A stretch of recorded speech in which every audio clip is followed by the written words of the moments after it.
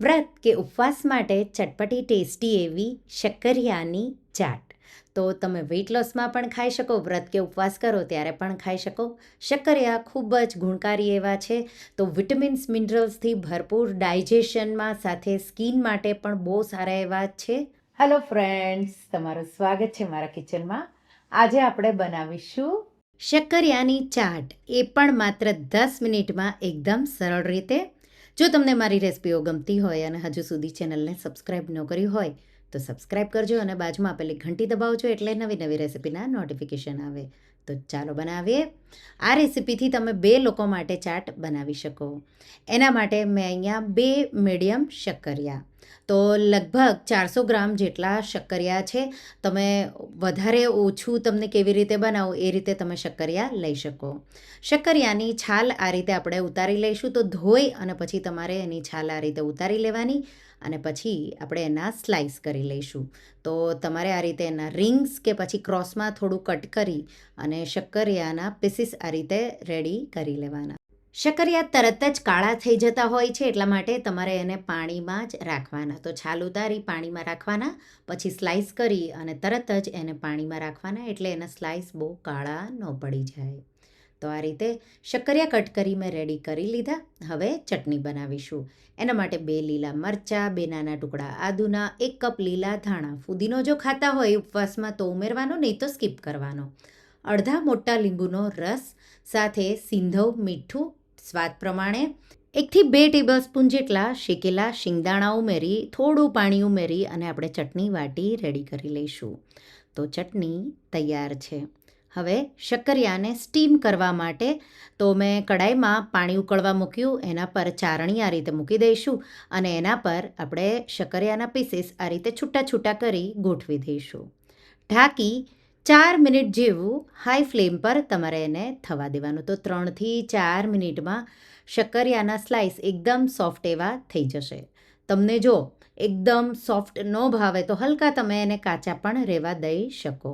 આ રીતે મેં સોફ્ટ થવા દીધા. તો લગભગ 4 મિનિટ જેવું થયું. ડિપેન્ડ સ્લાઈસ તમે કેટલા જાડા પાતળા કર્યા એ રીતે થશે. ગેસની આંચ બંધ કરી અને આપણે એને નીચે ઉતારી લઈશું. જો તમારે વધારે બનાવવા હોય તો પાછા સ્ટીમ કરવા વધારે મૂકવાના. હવે 2 ટીસ્પૂન જેટલું મેં ઘી આ રીતે નોનસ્ટિક પેનમાં ફેલાવી દીધું અને એના પર આપણે આ રીતે શક્કરિયાના સ્લાઈસ છૂટા છૂટા, તો જે આપણે સ્ટીમ કરીને રાખ્યા એ મૂકવાના છે. હલકા હલકા 2 સાઈડથી તમારે એને ક્રિસ્પી કરી લેવાના છે. તો હલકી હલકી બ્રાઉન ડિઝાઇન આવે એ રીતે તમારે એને 2 સાઈડથી શેકી અને પછી સાઈડ ચેન્જ કરી લેવાની. તમારે જો વધારે ગોલ્ડન થવા દેવા હોય તો થોડું ઘી વધારે ઉમેરી અને થોડું વધારે ક્રિસ્પી કરી લેવાનું. તો 2 સાઈડથી મેં આ રીતે સ્લાઈસ હલકા હલકા ગોલ્ડન કરી લીધા. હવે એના પર શેકેલા જીરાનો પાવડર, લાલ મરચું પાવડર સાથે મીઠું. તો પહેલાં એક સાઈડ તમારે આ રીતે છાંટી દેવાનું, પછી સાઈડ ચેન્જ કરી લેવાની અને પાછું તમારે શેકેલું જીરું, લાલ મરચું અને મીઠું છાંટી દેવાનું. તો મેં આ રીતે 2 સાઈડ રેડી કરી લીધું. મીઠું તમારે સ્વાદ પ્રમાણે ઉમેરવાનું. તો આ રીતે તૈયાર છે. હવે આપણે એને ગેસની આંચ બંધ કરી નીચે ઉતારી લઈશું. હલકા ક્રિસ્પી હોય ત્યારે જ તમારે એની ચાટ બનાવી લેવાની, એટલે ખાવાની તમને બહુ મજા પડશે. તો મેં એક બોલમાં એને ટ્રાન્સફર કરી લીધા.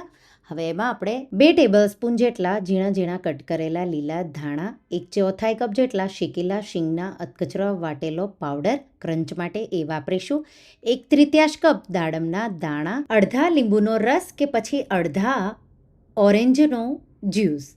તો સ્વીટ ટેસ્ટ જોવે તો તમારે ઓરેન્જ જ્યુસ, ખાટો ટેસ્ટ જોવે તો લીંબુનો રસ.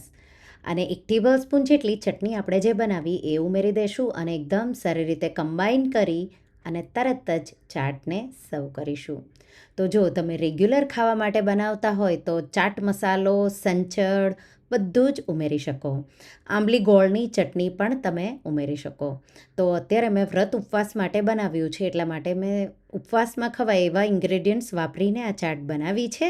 તો તમે વેરિએશન તમારા રીતે કરી શકો. તરત જ સર્વ કરો.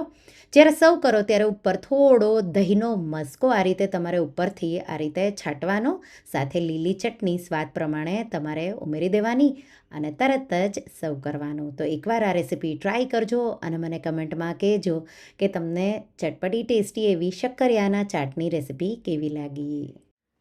તો તમને આ રેસિપી કેવી લાગી મને કમેન્ટમાં જરૂરથી જણાવજો. અને હા, જો રેસિપી ગમી હોય તો વિડીયોને લાઇક કરજો, શેર કરજો અને મારા ચેનલને સબસ્ક્રાઈબ કરજો. અને આવી જ નવી રેસિપીઓ માટે તમે બેલ આઇકોન બટનને પ્રેસ કરજો.